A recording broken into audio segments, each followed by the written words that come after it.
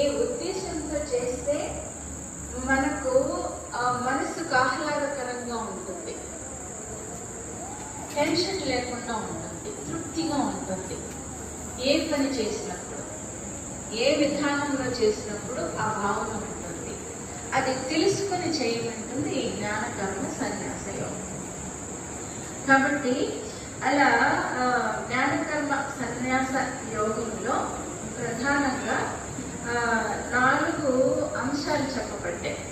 4 అంశాలు ఏమిటంటే దివ్య జ్ఞాన ప్రకరణము, అలాగే దివ్య ప్రకరణం అంటే దివ్యమైన కర్మ ప్రకరణము, 3వది యజ్ఞ ప్రకరణం, 4వది జ్ఞాన ప్రకరణం.